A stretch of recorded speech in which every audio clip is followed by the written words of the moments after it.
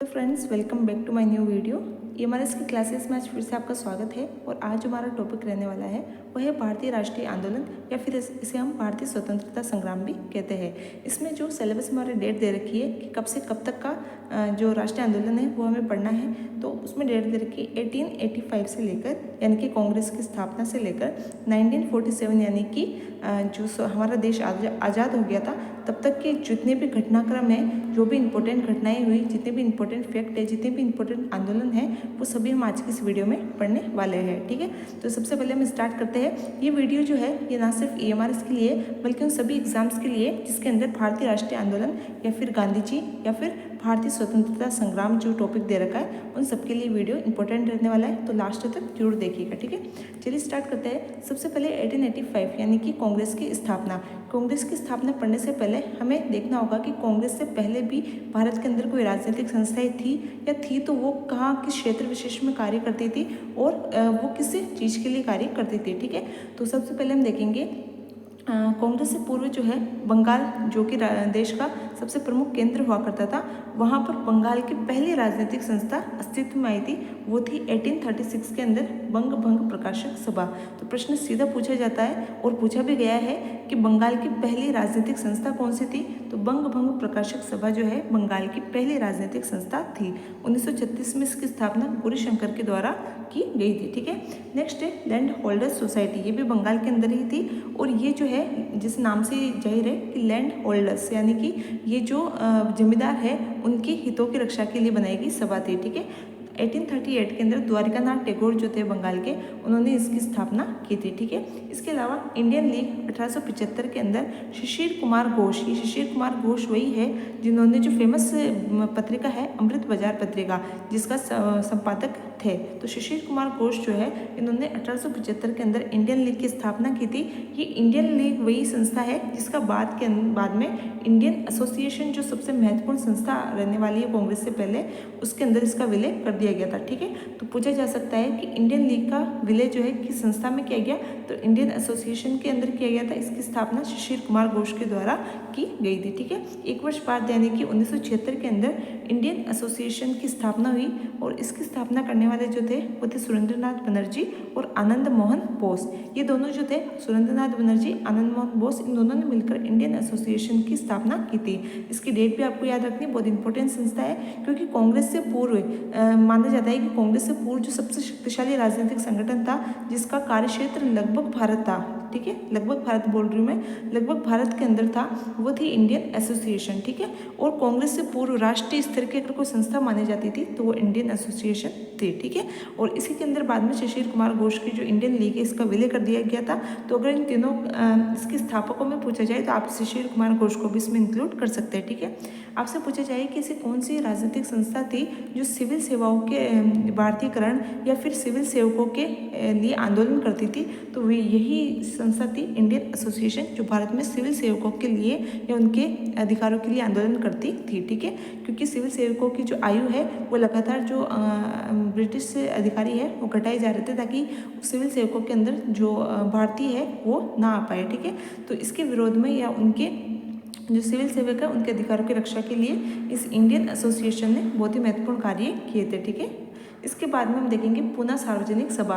इसकी भी डेट आप याद रखेंगे, 2 अप्रैल 1870 के अंदर इसकी स्थापना हुई थी। मुख्य रूप से पुनः सार्वजनिक सभा से जुड़े हुए जो व्यक्ति है वो है MG रानाडे, मतलब कि महादेव गोविंद रानाडे जो है इससे मुख्य रूप से जुड़े हुए हैं। इसके अलावा अन्य के नाम में देखेंगे आप जीवी जोशी और चिपलोणकर जो है वो भी इसके स्थापकों के अंदर आते हैं। ठीक है, इनकी एक त्रैमासिक पत्रिका थी जिसे क्वार्टरली जर्नल कहा जाता है। ठीक है, इसके अलावा 2 इंटरनेशनल लेवल की संस्थाएं भी थी जो भारत के लिए कार्य करती थी, लेकिन बाहर इनकी स्थापना का भारत से बाहर की गई थी। एक का नाम था लंदन इंडियन सोसाइटी और एक का नाम था ईस्ट इंडिया सोसाइटी। देखिए, भारत से बाहर इनकी स्थापना क्यों की गई थी, क्योंकि ताकि जो भारत के बाहर दूसरे देश है या जो भारत के बाहर लंदन है वहाँ पर उनको ये पता चल सके कि भारत की क्या स्थिति थी, भारत के अंदर लोगों के साथ कैसा व्यवहार किया जा रहा था, तो इन सब के लिए भारत के बाहर लंदन इंडिया सोसाइटी और ईस्ट इंडिया सोसाइटी नाम से 2 संस्थाओं की स्थापना की गई थी। दोनों संस्थाओं की स्थापना करने वाले दादाभाई नौरोजी, जिन्हें ओल्ड मैन ऑफ इंडिया भी कहा जाता है, 1865 और 1866 में इसकी स्थापना की गई थी। लंदन इंडिया सोसाइटी में इनका साथ WC बनर्जी यानी कि व्योमेश चंद्र बनर्जी ने दिया था, जबकि ईस्ट इंडिया एसोसिएशन की स्थापना इन्होंने स्वयं ने की थी। ठीक है, और इसके एक ही कारण था कि भारतीयों की जो दुर्दशा है उससे विदेशों को अवगत करवाना। ठीक है, तो ये कुछ इंपॉर्टेंट संस्थाएं थी जो कांग्रेस से पूर्व राजनीतिक संस्थाएं मानी जाती है। इसके अलावा भी अन्य हैं, लेकिन इंपॉर्टेंट जो थी वो मैंने आपको लिखवा दी है। ठीक है, नेक्स्ट हम देखते हैं कांग्रेस की स्थापना। कांग्रेस की स्थापना आप सभी जानते हैं 1885 के अंदर हुई, और अगर स्पेशली आपकी डेट पूछ ली जाए तो 28 दिसंबर 1885 के अंदर कांग्रेस की स्थापना 72 प्रतिनिधियों के द्वारा A.O. ह्यूम के प्रतिनिधित्व के अंदर की गई थी। A.O. ह्यूम जो है, इनका पूरा नाम है एलन ऑक्टेवियन ह्यूम, और ये जो कांग्रेस इसके प्रथम सचिव थे। ठीक है, और इसके जो प्रथम अध्यक्ष थे वो व्योमेश चंद्र बनर्जी यानी कि WC बनर्जी इसके प्रथम अध्यक्ष थे। 72 प्रतिनिधियों के द्वारा इसकी स्थापना की गई थी। और कहाँ पर इसकी स्थापना की गई थी? जो मुंबई है वहाँ पर एक संस्कृत कॉलेज है, गोकुल दास तेजपाल संस्कृत कॉलेज, वहाँ पर इसकी स्थापना की गई थी। और यहीं पर इसका पहला अधिवेशन हुआ था 28 दिसंबर 1885 के अंदर, जिसकी अध्यक्षता WC बनर्जी के द्वारा की गई थी। ठीक है, और सबसे पहले ये चीज़ याद रखनी है कि इसका स्थापना जो है या इसका जो अधिवेशन है वो पूना में होना था, लेकिन क्योंकि पूना के अंदर हैजा फैल गया था उस वक्त, इसके कारण वहाँ से इसका जो अधिवेशन है या जो इसकी स्थापना है वो वहाँ उसके स्थान पर कहाँ पर की गई? बम्बई में की गई। तो पहले अगर आपको पूछ लिया कि बम्बई से पहले इसका निर्धारित स्थान कौन सा था, तो पूना था। ठीक है, इसके बाद में हम देखेंगे कि कांग्रेस जो शब्द है इसका मतलब क्या होता है। तो कांग्रेस जो शब्द है इसका मतलब होता है व्यक्तियों का एक समूह। ठीक है, नेक्स्ट हम देखते हैं कि कांग्रेस का जो प्रारंभिक नाम था वो भारतीय राष्ट्रीय संघ रखा गया था। इसका प्रारंभिक नाम क्या रखा गया था? भारतीय राष्ट्रीय संघ, लेकिन बाद में इसका नाम बदलकर कांग्रेस कर दिया गया। और किसके सिफारिश पर किया गया? तो नौरोजी की सिफारिश पर किया गया। तो पूछ सकते हैं कि कांग्रेस को या फिर भारतीय राष्ट्रीय संघ को कांग्रेस नाम किसने दिया? तो किसने दिया था? नौरोजी ने दिया था। ठीक है, नेक्स्ट हम देखेंगे कि इसके द्वारा इसकी जो खबर है, इसकी कांग्रेस की स्थापना की जो खबर है वो एक अखबार के अंदर छपी थी जिसका नाम था द हिंदू अखबार। ठीक है, तो ये भी आप ध्यान रखेंगे। इसके अलावा नेक्स्ट हम देखते हैं कि NCERT है उसके अंदर कांग्रेस के प्रारंभिक नेताओं की एक सूची दे रखी है। तो कम से कम वो 4 या 5 जो नेता है उनके नाम आपको अच्छे से याद रखने हैं। जो 72 प्रतिनिधि थे उसमें से 4-5 इंपॉर्टेंट नेता है, जैसे नौरोजी है, ओल्डमैन आपको सबको पता है, WC बनर्जी जो इसके प्रथम अध्यक्ष थे, एक सुरेंद्रनाथ बनर्जी जो आपको पता है आपको सिविल सेवक थे स्वयं भी। इसके अलावा फिरोज शाह मेहता, बदरुद्दीन तैयब जी जो इसके प्रथम मुस्लिम या अल्पसंख्यक अध्यक्ष थे तीसरे सम्मेलन के। ठीक है, या फिर तीसरे जो क्या कहते हैं अधिवेशन के। इसके अलावा रोमेश चंद्र दत्त और सुब्रमण्यम अय्यर, ये जो नाम है ये आपको अच्छे से याद रखने, क्योंकि NCERT की बुक के अंदर ये नाम दे रखे इनके प्रारंभिक नेताओं के रूप में। ठीक है, तो ये जो कांग्रेस है इसकी स्थापना की सामान्य जानकारी है। अब देखते हैं कि कांग्रेस जो है जब इसकी स्थापना हुई तो बहुत सारे जो क्रियाएं है वो निकल कर सामने आई। किसी ने कांग्रेस को क्या कहा, किसी ने क्या कहा, तो कुछ अवधारणाएं है कांग्रेस से संबंधित, वो हम देख लेते हैं। कांग्रेस को एक कहा जाता है सेफ्टी वॉल।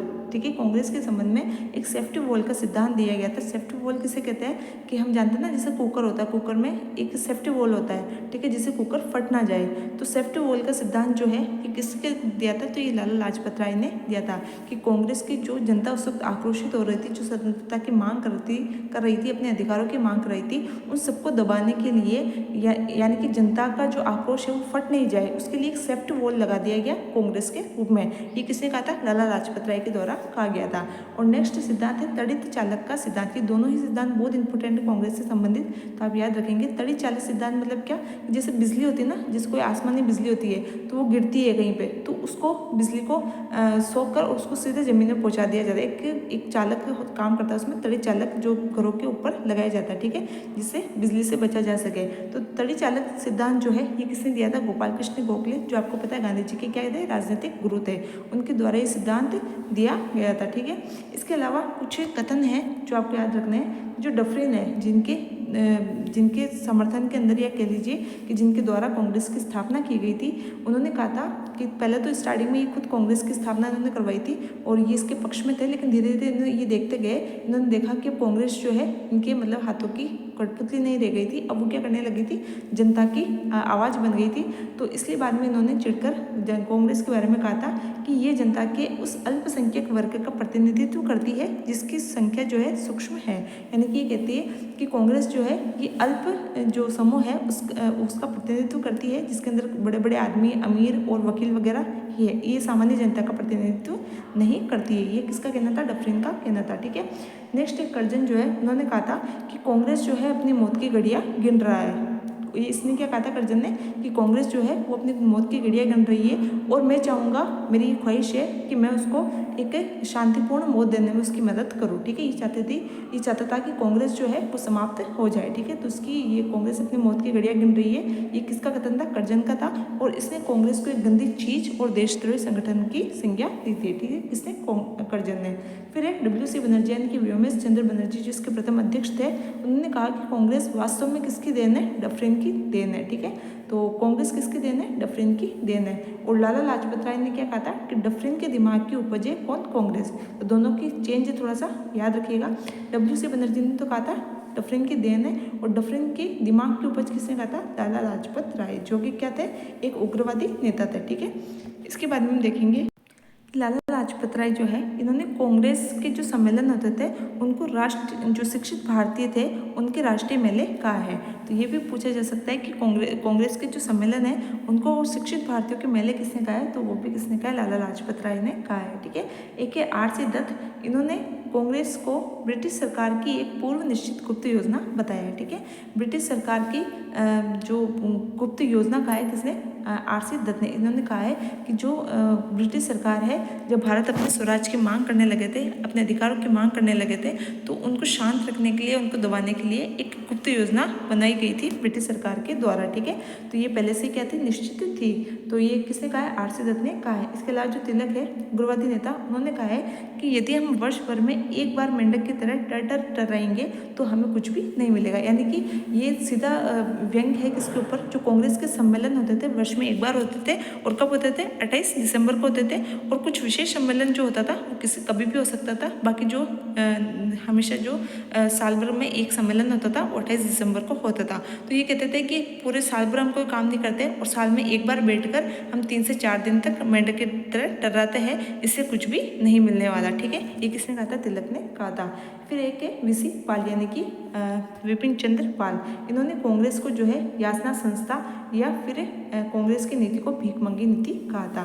किसने, ये भी क्या थे, उग्रवादी नेता थे। लालपाल बाल, आपने तीनों के नाम सुने होंगे। तो विपिन चंद्र पाल जो थे, इन्होंने याचना संस्था कहा है कांग्रेस को, या फिर एक भीखमंगी नीति वाली संस्था कहा है किसको, कांग्रेस को। इसके अलावा अश्विनी कुमार दत्त, इन्होंने कहा है कि कांग्रेस क्या है, 3 दिनों का तमाशा है। किसने कहा है, अश्विनी कुमार दत्त ने कहा है कि कांग्रेस क्या है, 3 दिनों का तमाशा है। ठीक है, नेक्स्ट हम देखते हैं बंगाल विभाजन। तो ये कांग्रेस के बारे में जो भी विचार थे, जो भी सिद्धांत थे, जो भी सामान्य जानकारी थी, वो सब हमने देखी। इसके बाद में कांग्रेस की स्थापना के बाद में पहली जो बड़ी घटना हुई वो है 1905 का बंगाल विभाजन। ठीक है, तो 1905 के अंदर क्या हुआ, बंगाल का विभाजन किया गया पूर्वी बंगाल और पश्चिमी बंगाल के रूप में। पूर्वी बंगाल और पश्चिमी बंगाल के रूप में इसका विभाजन किया गया। पूर्वी बंगाल में कौन कौन थे, तो पूर्वी बंगाल में पूर्व का बंगाल और असम जो है, इसके अंदर पूर्वी बंगाल और असम का क्षेत्र आता था। बाकी पश्चिम के अंदर जो बिहार है, उड़ीसा है, बंगाल है, यानी कि पश्चिमी बंगाल है, ये सारे किस में आते थे, पश्चिमी बंगाल के अंदर आते थे। ठीक है, तो 2 भागों के अंदर इसका विभाजन कर दिया गया। इसके संबंध में जो सरकार है उनका कहना था कि हमने बंगाल जो है वो एक बहुत बड़ा क्षेत्र है और इसको प्रशासनिक रूप से सही तरीके से चलाने के लिए हमने क्या किया है, इसका विभाजन किया है। जबकि असल में ये क्या चाहते थे कि जो हिंदू और मुस्लिम जो बहुल क्षेत्र थे, हिंदू जो क्षेत्र था उसको अलग और मुस्लिम बहुल क्षेत्र को अलग किया था। यानी कि हिंदू मुस्लिम के बीच में भेड़ डालने के लिए जो है बंगाल विभाजन किया गया था। ठीक है, बाद में देखते हैं कि जो बंगाल विभाजन है इसके समय वायसराय कौन था, तो कर्जन के द्वारा ये बंगाल विभाजन किया गया था। और उस समय जो गृह सचिव थे वो कौन थे, रिजिले थे। ठीक है, जिन्होंने बंगाल विभाजन किया था। इसका विरोध के अंदर स्वदेशी आंदोलन प्रारंभ किया गया था। जो विदेशी कपड़े हैं उनकी होली चलाई गई थी, उनका बहिष्कार किया गया था और स्वदेशी को अपनाया गया था। ठीक है, तो स्वदेशी आंदोलन कब शुरू हुआ था, तो 1905 में बंगाल विभाजन के विरोध में 7 अगस्त 1905 को स्वदेशी आंदोलन प्रारंभ हुआ था। और जो बंगाल विभाजन है इसकी घोषणा 20 जुलाई को हो गई थी, जबकि ये लागू कब हुआ था, 16 अक्टूबर को ये लागू हुआ था। जब 16 अक्टूबर 1905 को बंगाल विभाजन लागू हुआ तो इसे शोक दिवस या फिर रक्षाबंधन शोक दिवस के रूप में मनाया गया और इस दिन सब लोगों ने जो राखी है वो बांध कर रक्षाबंधन का दिन मनाया कि हम अलग अलग नहीं हो सकते हैं। ठीक है, इसके संबंध में एक समिति का गठन किया गया था 1906 के अंदर, यानी कि नेक्स्ट ईयर ही अरुंडेल नामक समिति का गठन किया गया था, जिसने क्या सिफारिश की कि बंगाल विभाजन को क्या कर देना चाहिए, रद्द कर दिया जाना चाहिए। ठीक है, काफ़ी विरोध हुआ, काफ़ी आंदोलन चलाए गए, जगह जगह आंदोलन चलाए गए, ना सिर्फ उत्तर, ना सिर्फ पश्चिम, ना सिर्फ पूर्व, यानी कि दक्षिण में भी कुछ क्षेत्रों के अंदर इसका जो असर है देखने को मिला। इसके संबंध में 1911 के अंदर जो ब्रिटिश उस वक्त राजा थे, क्या नाम है, जॉर्ज पंचम, और उनकी जो रानी मेरी थी, वो उनका भारत आगमन हुआ और इसके संबंध में एक दिल्ली दरबार का आयोजन किया गया 1911 के अंदर। तो 1911 का जो दिल्ली दरबार है उसके अंदर इससे विरोध को देखते हुए दो घोषणाएं की गई। पहला तो ये किया गया कि जो बंगाल का विभाजन था उसको रद्द कर दिया गया। ठीक है, जब तो पूछा जा सकता है कि जब बंगाल का विभाजन हुआ तब जो जीजी है वो कौन था, कर्जन था, और जब रद्द हुआ तब जीजी कौन था, तो हार्डिंग सेकंड था। ठीक है, दोनों याद रखिएगा। और दूसरी घोषणा जो थी वो जो राजधानी है वो कलकत्ता से कहाँ ट्रांसफर कर दी गई, दिल्ली ट्रांसफर कर दी गई। तो 1911 के जो दिल्ली दरबार है उसके अंदर नई राजधानी क्या बनाई गई, दिल्ली बनाई गई। और ये कब अस्तित्व में आई, 1912 के अंदर नई राजधानी जो है वो क्या बनी, दिल्ली बनी। ठीक है, नेक्स्ट हम देखते हैं कि 1905 में जब बंगाल के विभाजन हुआ उसके नेक्स्ट ईयर 1906 के अंदर मुस्लिम लीग का गठन हो गया। ठीक है, कि जो यूँ कह सकते हैं हम कि पाकिस्तान का बीज जिसे हम कह सकते हैं, मुस्लिम लीग का गठन हुआ 1905 के अंदर हुआ। कहाँ पर हुआ, तो ढाका के अंदर हुआ। और इसके प्रथम अध्यक्ष जो बने थे वो कौन थे, आगा खान बने थे। ठीक है, इसका मुख्यालय लखनऊ के अंदर रखा गया और इसका जो प्रथम अधिवेशन है वो कराची के अंदर नेक्स्ट ईयर 1907 में हुआ। और जो इसका दूसरा अधिवेशन है वो भी याद रखिएगा, अमृतसर के अंदर इसका दूसरा अधिवेशन किया गया था। ठीक है, तो दो अधिवेशन, पहला और दूसरा आपको अच्छे से याद रखना, पहला कराची 1907 में, दूसरा अमृतसर के अंदर हुआ। प्रथम अध्यक्ष आगा खान, मुख्यालय लखनऊ, और स्थापना ढाका के अंदर 1906 के अंदर की गई। ठीक है, नेक्स्ट है कि मुस्लिम लीग ने क्या की, अलग से पृथक निर्वाचन की मांग की थी। आप सबको पता है कि इसका फायदा उठाते हुए अंग्रेजों ने क्या कर दिया, मुस्लिम लीग को पृथक निर्वाचन दे दिया। कौन से अधिनियम के तहत, आप सबने पढ़ा होगा, मार्ले मिंटो जो एक्ट था 1909 का, उसके अंदर मुस्लिम लीग को पृथक निर्वाचन दे दिया गया था, जिससे मुस्लिम और हिंदू जो खाई है वो और ज़्यादा गहरी हो गई थी। ठीक है, फिर उसके बाद में नेक्स्ट हम देखते हैं कुछ इंपॉर्टेंट फैक्ट है वो देख लेते हैं कि सबसे पहले जो कांग्रेस का अधिवेशन है उसके अंदर स्वशासन का प्रस्ताव किस अधिवेशन के अंदर रखा गया था। ये कुछ प्रश्न हैं जो पूछे जा चुके हैं, तो उसके तौर पर मैं ये आपके लिए फैक्ट लिख रही हूँ कि स्वशासन का प्रस्ताव किस अधिवेशन में रखा गया। अगर आपसे पूछा जाता है तो अगर नाम दिया जाए तो बनारस अधिवेशन, अगर ईयर पूछा जाए तो 1905 के जो बनारस अधिवेशन हुआ था उसके अंदर जो है स्वशासन का प्रस्ताव रखा गया था। ठीक है, तो और इसके अध्यक्ष कौन थे, जो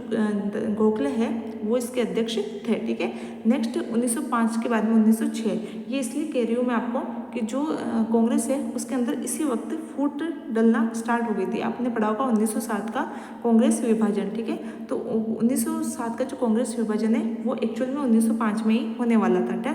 ठीक है, क्योंकि अध्यक्ष बनाने को लेकर उग्र दल और जो नरम दल थे उसके अंदर मतभेद हो चुके थे, तब जो गोखले थे इनको अध्यक्ष बना दिया गया था, जो किसके उदारवादी जो दल है उसके समर्थक थे। तो बनारस अधिवेशन में किसकी मांग की गई थी, स्वशासन का प्रस्ताव रखा गया था, जिसके कारण इनके अंदर फूट पड़ गई थी। ठीक है, तो ये याद रखेंगे आप। इसके अलावा नेक्स्ट स्वराज और स्वदेशी। देखिए, स्वशासन है और ये स्वराज है और स्वदेशी है। तो स्वराज और स्वदेशी की मांग या फिर स्वराज स्वदेशी बहिष्कार, इन सबसे संबंधित प्रस्ताव किस अधिवेशन में रखा गया था, तो ये 1906 में जो कलकत्ता का अधिवेशन हुआ था, जिसके अंदर भी सेम अध्यक्ष पद को लेकर बहस छिड़ गई थी। और जो नौरोजी है जो कि कांग्रेस के एक सबसे मुख्य और वृद्ध वो माने जाते हैं, क्या माने जाते हैं, मुख्य नेता माने जाते हैं, तो इनका सभी सम्मान करते थे, चाहे वो उग्रवादी हो चाहे उदारवादी दल हो।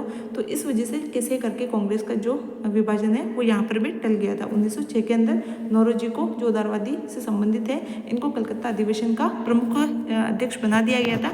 और इसके अंदर एक प्रस्ताव पेश किया गया था, स्वराज, स्वदेशी, बहिष्कार और शिक्षा से संबंधित जो प्रस्ताव है वो 1906 के कलकत्ता अधिवेशन में किया गया था। ठीक है, नेक्स्ट हम देखेंगे 1907 का सूरत अधिवेशन। अब देखिए, दो अधिवेशन बहुत इंपॉर्टेंट है, एक तो 1907 का सूरत अधिवेशन और एक 1916 का लखनऊ अधिवेशन। इसको मैं आपको याद करवा देती हूँ छोटे से ट्रिक के माध्यम से कि कांग्रेस का विभाजन जो है 1907 के 7 के अंदर हम साथ साथ रहते थे, लेकिन सूरत जो है मतलब दो व्यक्ति है, साथ साथ रहते थे, लेकिन दोनों को एक दूसरे की सूरत रास नहीं आई। एक दूसरे की सूरत क्या नहीं आई? रास नहीं आई, क्योंकि वो साथ साथ रहते थे।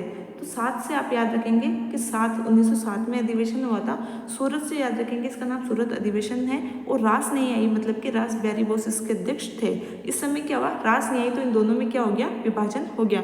तो 1907 के अंदर किसका विभाजन हो गया था? कांग्रेस का विभाजन हो गया था। ठीक है, नेक्स्ट हम देखेंगे कांग्रेस कि वापस से जब एक हुआ था, वापस से जब इसके अंदर क्या हो गया था? सहमति हो गई थी। तो कांग्रेस की जो सहमति हुई थी वो हुई थी 1916 के अंदर। तो कैसे याद रखेंगे कि जो 1916 यानी कि 16 पर चल के, 16 जानते हैं ना जो अंगारे होते हैं, तो 16 पे चल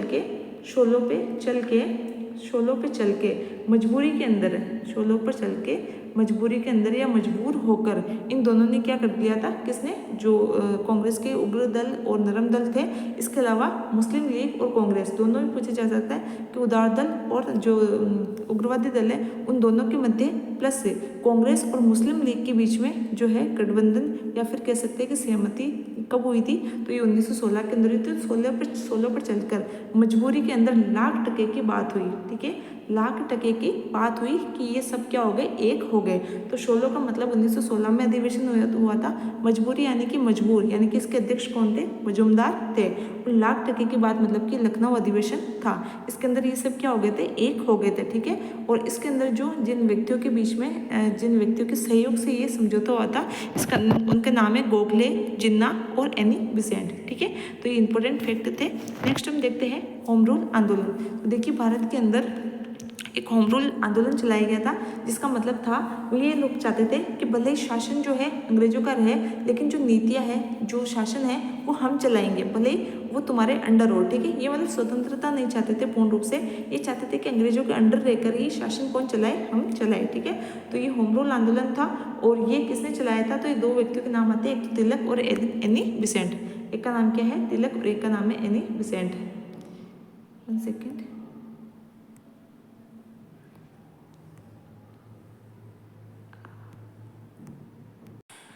तिलक और एनी बेसेंट के माध्यम से ये चलाया गया था। अप्रैल 1916 के अंदर पूना के अंदर, याद रखेंगे, अप्रैल 1916 के अंदर पूना के अंदर किसने होम रूल आंदोलन का शुरुआत की थी? तो तिलक ने अप्रैल 1916 और एनी बेसेंट ने सितंबर 1916 के अंदर मद्रास से, तिलक ने पूना से और एनी बेसेंट ने मद्रास से इसकी शुरुआत की थी, किसकी? होम रूल आंदोलन की। ठीक है, इसके अलावा इनका क्षेत्र क्या क्या था? तो आप याद रखेंगे, तिलक का याद रखिएगा सबसे पहले, जो नीचे का क्षेत्र यानी कि दक्षिण का क्षेत्र और मध्य का क्षेत्र यानी कि कर्नाटक, महाराष्ट्र और जो मध्य प्रांत है वो किसका क्षेत्र था? तिलक का क्षेत्र था। इसको छोड़कर संपूर्ण भारत जो है वो किसका क्षेत्र था? एनी बेसेंट का क्षेत्र था। ठीक है, तो पूना से तिलक और मद्रास से कौन थी? Annie Besant. दोनों ने 16 में किया था। ये जो मंथ है वो लगता अप्रैल और सितंबर। ठीक है, और कर्नाटक, महाराष्ट्र, मध्य प्रांत तिलक का क्षेत्र था, बाकी संपूर्ण क्षेत्र किसका था? एनी बेसेंट का था। ठीक है, इन्होंने जो तिलक है, इन्होंने जो प्रचार प्रसार है ये किसके माध्यम से किया था? तो इन्होंने जो प्रचार प्रसार है ये अंग्रेजी समाचार पत्र था मराठा और एक मराठी समाचार पत्र था केसरी, इसके माध्यम से इन्होंने इसका प्रचार प्रसार किया था होम रूल आंदोलन का। ठीक है, और जो एनी बेसेंट है इन्होंने होम रूल आंदोलन का जो प्रचार प्रसार है ये 2 समाचार पत्र, एक का नाम है कॉमनवेल्थ और एक का नाम है न्यू इंडिया, इसके माध्यम से होम रूल आंदोलन जो है उसका प्रचार प्रसार किया था। इसके अलावा 2 फैक्ट और याद रख सकते हैं आप कि लाला लाजपत राय जो है इन्होंने अमेरिका के अंदर, और एक ग्राहम बेल है, डी ग्राहम बेल, इन्होंने लंदन के अंदर होम रूल आंदोलन की शुरुआत की थी। तो लाला लाजपत राय का याद रख सकते हैं, अमेरिका के अंदर इन्होंने जो होम रूल आंदोलन है उसकी शुरुआत की थी। ठीक है, तो ये जो है 1900 कब तक की 16 तक की हम बात कर चुके हैं। ठीक है, अब नेक्स्ट जो है वो हम नेक्स्ट वीडियो के अंदर देखेंगे। इसके बाद में आपको पता होगा कि 9 नवंबर 1915 में जो गांधी जी है वो दक्षिण अफ्रीका से भारत आ चुके थे। ठीक है, तो इसके बाद हम गांधी जी को भारतीय स्वतंत्रता संग्राम के साथ लेकर चलेंगे, यानी कि गांधी जी के इम्पोर्टेंट फैक्ट, उनके द्वारा बनाए गए आश्रम, उनके द्वारा साउथ अफ्रीका में किए गए काम, इसके अलावा उनके द्वारा चलाए गए आंदोलन, उसके आंदोलनों के क्या क्या फैक्ट है वो सब, यानी कि मिक्स गांधी जी और स्वतंत्रता आंदोलन को मिक्स करते हुए हम आगे पढ़ेंगे। तो एक नया चैप्टर होने वाला है गांधी जी और स्वतंत्रता आंदोलन। तो ये नेक्स्ट उसमें स्वतंत्रता आंदोलन के फैक्ट भी जुड़ जाएंगे और गांधी जी के फैक्ट भी उसके अंदर जुड़ जाएंगे। तो हम नेक्स्ट वीडियो के अंदर ही देखेंगे। तो आज के लिए इतना ही, मिलते हैं फिर नेक्स्ट वीडियो में, तब तक के लिए थैंक यू।